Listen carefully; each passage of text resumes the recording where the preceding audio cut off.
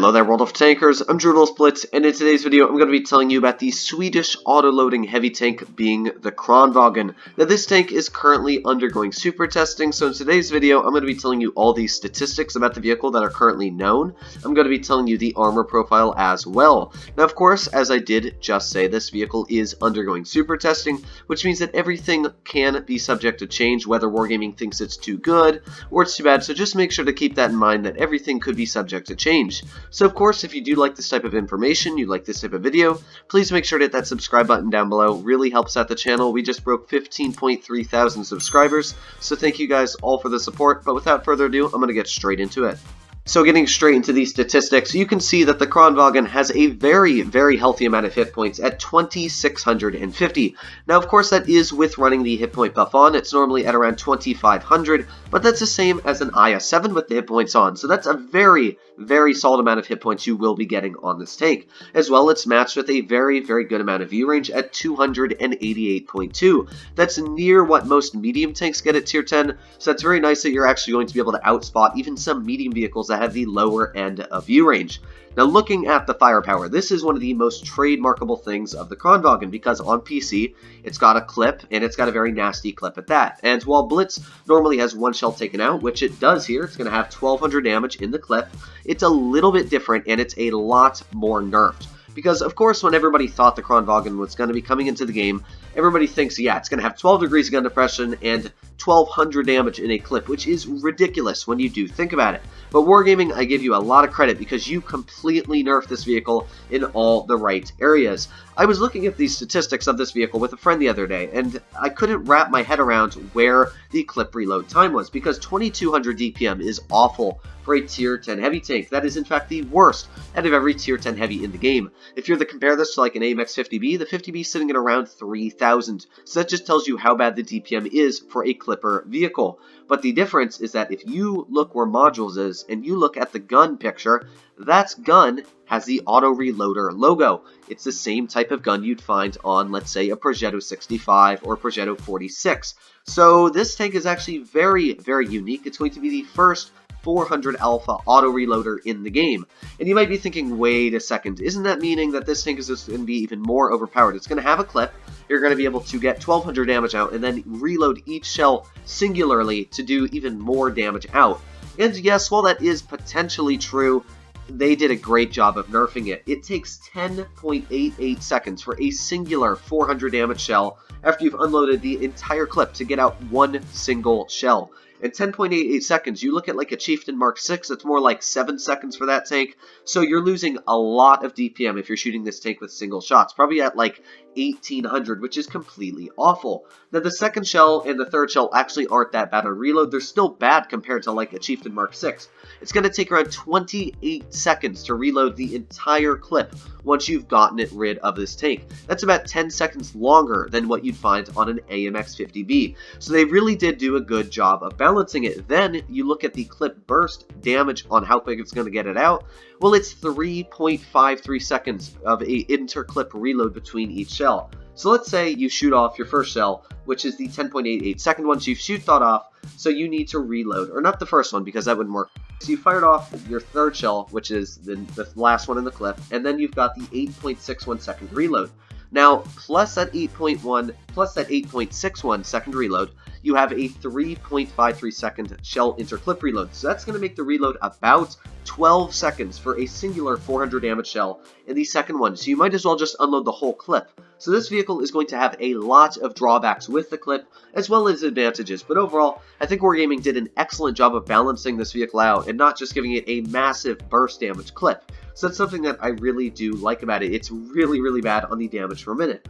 Looking at the gun handling, it's about average for a tier 10 heavy tank, base aiming time at 1.86 seconds. If you don't know, a lot of people always say that Blitzhanger's statistics are wrong on the aiming time, but a lot of people don't know that normally when you're looking at World of Tanks PC statistics, aiming time is listed differently. It's actually 3 times larger because it's how long it takes for the aiming time to get 1/3 of the largest size. So you have to multiply it by 2, or not 2, but 3, and that's your actual aiming time. So this tank is going to have quite a large aiming time, about, I'd say, a 5-second aiming time. Dispersion is 0.319. Again, it's not spectacular, but it is enough to definitely aim in your shells if you do have that decent aiming time. Dispersion factors on moving, rotating the tank are very, very solid at 0.18, but when rotating that turret, ooh, that is not really good at 0.1. So that's one thing that's going to be bad when you do combine it with the other dispersion factors, but after shot is very, very solid at 4.0, which is important because when you're using this tank, of course, you're going to be shooting and that dispersion is going to bloom, so you're not going to want it to be a huge amount. Now, gun depression, a lot of people thought it was going to be 12 degrees, I myself did, but it's only going to be 9, which again is a very good balancing factor. It's still enough gun depression to work pretty much any ridgeline in the game, and the turret armor is still so ridiculous on this tank that I think it is going to be plenty for a Blitz type battlefield. Gun elevation, as we know, Clipper tanks have that huge magazine on the back of their turrets, so that really restricts them from aiming up, so this tank only has 10 degrees of gun elevation. You definitely do not want people aiming at the roof of your tank. Now, mobility is something that's very, very nice on this tank. It's got a very nice turret traverse speed, as you can see, at 34.75. And the tank is not one of the heaviest ones at tier 10, only weighing in at 44 tons. So that means that with its decent power to weight ratio of 13.23, it's going to be able to reach a top speed of 40 kilometers per hour and 18 in reverse. Now, both of those values are very, very solid for a tier 10 heavy tank, again, especially for a Clipper vehicle. So the traverse speed as well, very, very nice at 31.02. And you're really going to need that because, as I've said, the armor profile, while is very solid on the turret, yeah, the side armor on this tank, you're really going to want to conceal that. Now, it's a very, very large tank. In fact, it's one of the tallest vehicles in the game. It's not very wide, but it's definitely very tall. So concealment, as you can see, is about in the middle. So it's not great, but it's also not bad. So that is the statistics on this tank. It's very, very cool how I do think they put the auto-reloading gun on it. I really want to see how it's going to act in the game, how they're going to balance it out. Let me know what you guys think in the comments down below on that aspect. If you definitely agree with their idea, or you think that it should have just had a Clipper gun with a 3-second reload. So let's pull up Armor Inspector and take a look at the armor profile. Getting into the Kranvagn's armor, oh my god, this turret is completely broken on the armor spectrum. You can see it is completely red. I'll start off with the weaker spots on this tank just so we can get those cleared first. Looking at the lower plate, yeah, 160 millimeters thick is not really the thickest. Hess shells are going to love penetrating the lower plate of this tank, so definitely a huge weak spot as that is a very big lower glacis plate. Looking at the upper armor though, it's actually very, very solid. The T95E6 that is aiming at this vehicle has actually very, very good standard pen at 258.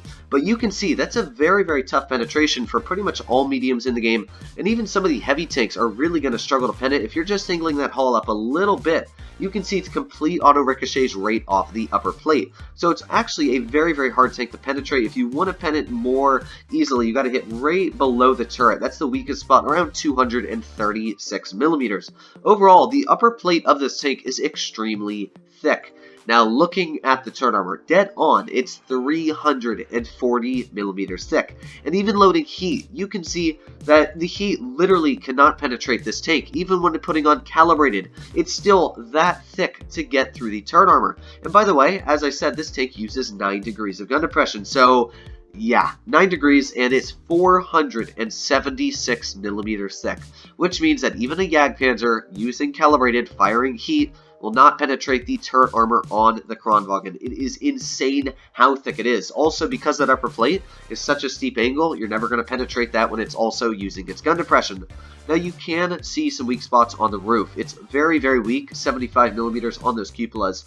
But again, when this thing's using gun depression, really hitting those is going to be a very, very hard target. They are pretty apparent though, but I'd say it's about a 50-50 on whether you're going to hit them accurately, especially because this is a Clipper. It's going to tap 3 shells into you, and I'd focus more on getting the heck out of there than focusing on those little cupolas on the top of the vehicle. Now, there is a very, very big weakness and something that's very easy to take out about the Kranvagn, and that is the side armor. You can see barely angling it. It's just extremely easy to go right through it. Only 200 millimeters thick right on the side.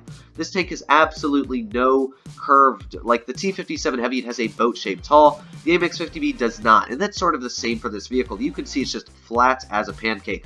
So because of that, the side armor on this vehicle, 80 millimeters thick on the lower part, and 80 millimeters thick on the upper, which means that any high explosive rounds from even 122, some of the higher HE pens, 122s and above, are easily going to be penning high explosive in the side of this tank. Looking at the rear, oh boy, that is very, very juicy. 50 millimeters thick in the lower part of the rear. Even the turret, you can see, is extremely thick, shooting at the side of the turret, 70 millimeters. It is super easy to get high explosive rate into the side of the turret, the side of the tank. It is very easy. Once you do, even like you can see the side of the turret here is extremely weak to get shells on. So there are a lot of weak spots on this tank if you do know how to take advantage of them. It's just that when this tank is facing you frontally, do not encounter it if you know that it is fully clipped out, because it will just completely demolish you on the armor spectrum. So I definitely think that this tank has some very good things going for it, some very bad things at the same time. I definitely think that Wargaming did an excellent job balancing it out. We're going to have to see what it really does play like when it does hit the game, though, probably within the next couple of months. I'd say at least 2 or 3. But let me know what you guys think in the comments down below. If you are really pumped for this tank to come out, I personally am. I've been waiting forever for this tank to come into these planning stages. So let me know what you guys think in the comments down below. Of course, if you did like this type of content, please make sure to hit that subscribe button down below. Hit that thumbs up button if you liked it. Hit that thumbs down button if you didn't like it. But other than that, guys, I hope you're all doing well out there. Stay happy, stay healthy, and I'll see you in the next one.